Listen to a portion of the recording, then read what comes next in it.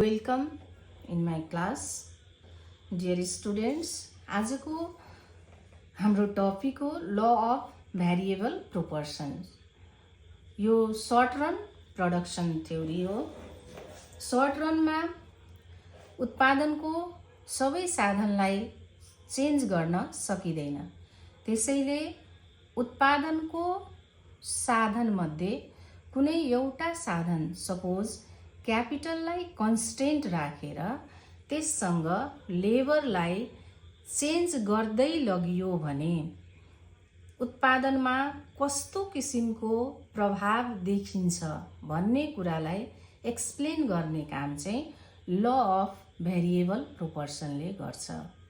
यसरी constant फ्याक्टरसँग variable फ्याक्टरलाई increase गर्दा यो थ्योरी अन्तर्गत उत्पादनमा तीनवटा स्टेज देखिन्छ।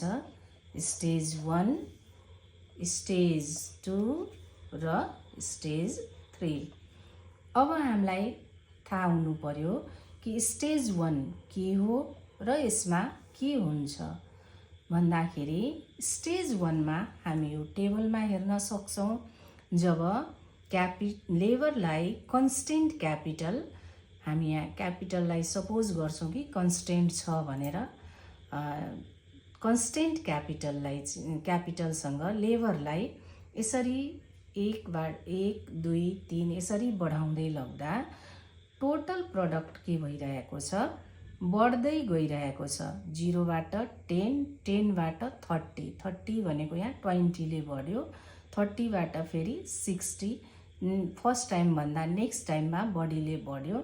त यसलाई के भनिन्छ, यो अवस्थामा के भयो भन्दाखेरि total product increase at increasing rate हैन।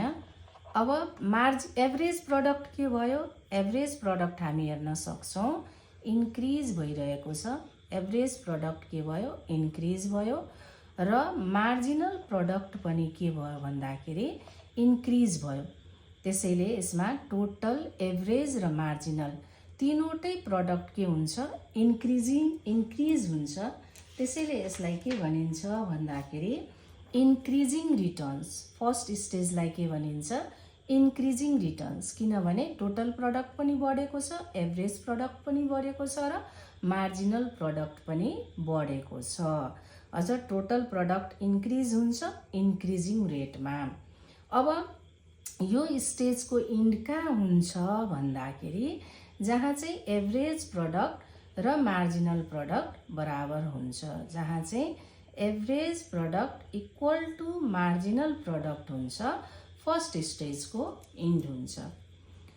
अब सेकेन्ड स्टेज कसलाई भन्ने, सेकेन्ड स्टेजमा के हुन्छ, जब उत्पादनको कन्स्टेन्ट फ्याक्टर क्यापिटलसँग भेरिएबल फ्याक्टर लेबरलाई इन्क्रिज गरिन्छ र टोटल प्रोडक्ट इन्क्रिज हुन्छ, एभरेज प्रोडक्ट डिक्रिज हुन्छ र मार्जिनल प्रोडक्ट डिक्रिज हुन्छ भने यो स्टेज सेकेन्ड हो र यसको नाम चाहिँ के हुन्छ भन्दाखेरि स्टेज अफ डिक्रिजिङ रिटर्न्स।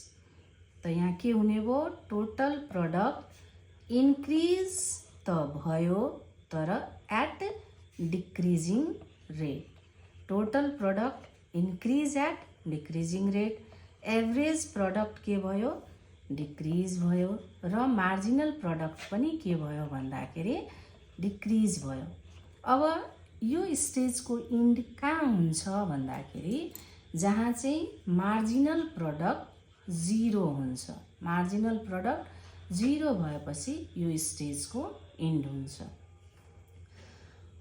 अब थर्ड स्टेजमा के भयो, थर्ड स्टेज हामी यहाँ हेर्न सक्छौं। थर्ड स्टेजमा जब लेबरको युनिट 6 बाट 7 मा गएको छ, टोटल प्रोडक्ट 90 बाट 80 मा अथवा डिक्रिज भएको छ, एभरेज प्रोडक्ट पनि के भएको छ, 15 बाट 11.4 यो पनि के भएको छ, डिक्रिज भएको छ र अझ मार्जिनल प्रोडक्ट त के भएको छ, माइनसमा आएको छ। त्यसैले अब यसको के हुन्छ भन्दाखेरि हामी के भन्न सक्छौं, टोटल प्रोडक्ट डिक्रिज भयो हैन। एभरेज प्रोडक्ट पनि के भयो, डिक्रिज भयो र मार्जिनल प्रोडक्ट के भयो भन्दाखेरि माइनसमा आयो।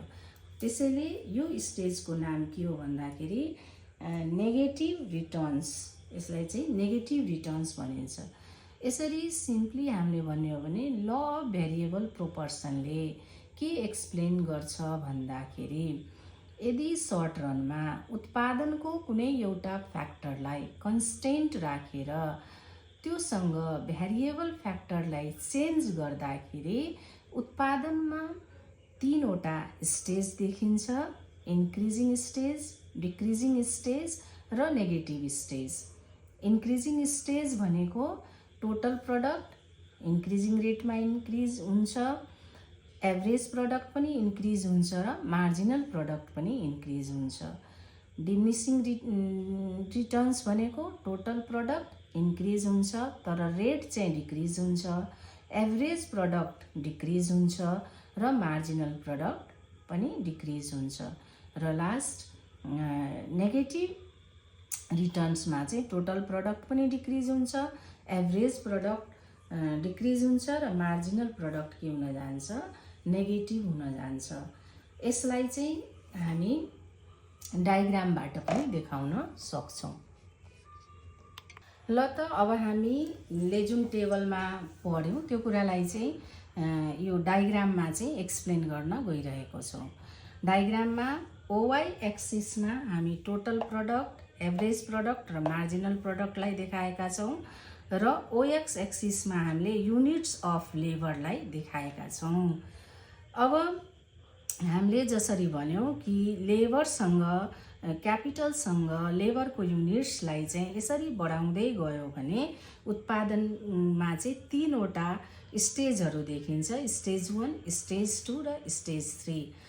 अब टेबलबाट भन्दा पनि अझ क्लियर हामी यहाँ के हेर्न सक्छौँ भन्दाखेरि फोर्थ युनिटमा चाहिँ युनिटसम्मको स्टेजलाई हामी स्टेज 1 मान्छौँ, किनभने त्यहाँ चाहिँ टोटल प्रोडक्ट इन्क्रिज भएको छ, एभरेज प्रोडक्ट पनि र मार्जिनल प्रोडक्ट पनि इन्क्रिज भएको छ। तर स्टेज 1 मा हामी के हेर्छौँ जब डायग्राममा आउँछौँ, थर्ड युनिटसम्म चाहिँ थर्ड युनिटमा मार्जिनल प्रोडक्ट म्याक्सिमममा पुग्छ, त्यसपछि घट्न थाल्छ। यसको मतलब थर्ड युनिटसम्म इन्क्रिज एट इन्क्रिजिङ रेट हो, त्यसपछि इन्क्रिज एट डिक्रिजिङ रेट हो। तर पनि यसलाई हामी स्टेज 1 मा किन राख्छौँ भन्दाखेरि यो घट्न थाले पनि, जस्तो यहाँ हामी हेर्न सक्छौँ मार्जिनल आफ्नो म्याक्सिमममा पुग्यो र त्यसपछि घट्न थाल्यो। यो घट्न थाले पनि के छ, एभरेज भन्दा के छ, माथि नै छ।